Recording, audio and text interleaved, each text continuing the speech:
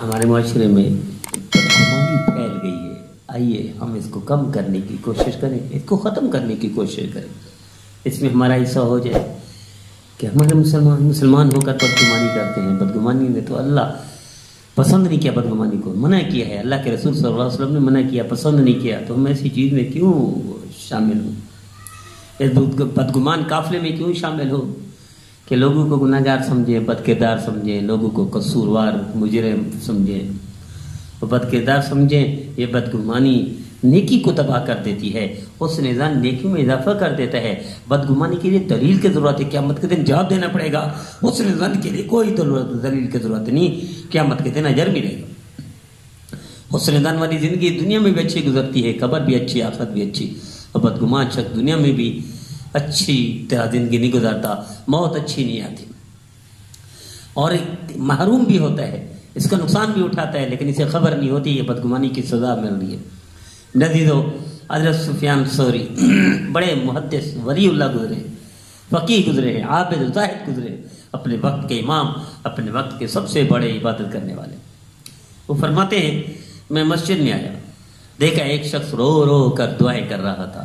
میرے دل میں آیا یہ مکاری کر رہا ہے, یہ ریاکاری کر رہا ہے, یہ دکھاوا کر رہا ہے. فرمایا جس دن سے میں نے یہ سوچا کہ دکھاوا, مکاری, ریاکاری کر رہا ہے, تو مجھے اللہ نے 5 مہینے تک تہجد کی توفیق نہ دی, مجھ سے تہجد کی توفیق چھین لی.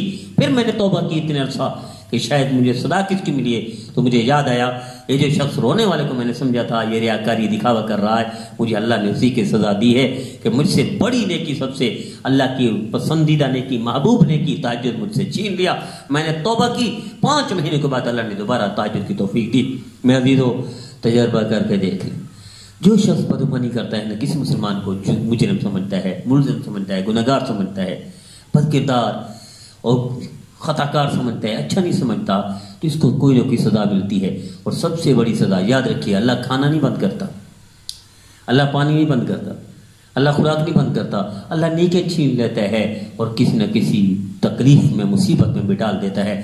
تو یہ تکلیفیں, مصیبتیں جو آئی روز ہر مسلمان پر آئی ہوئی ہیں, ممکن ہے اس کی وجہ بدگمانی ہو. ہمیں سے ہر مسلمان بدگمانی کرتا ہے دوسرے مسلمان سے. مسلمان اور بدگمانی کرے یہ کیسے ہو سکتا ہے, کیسے ہضم ہوتی ہے؟ آئیے توبہ کرے آج کے بعد ہم کسی مسلمان کو مجرم, گناہگار, بدکار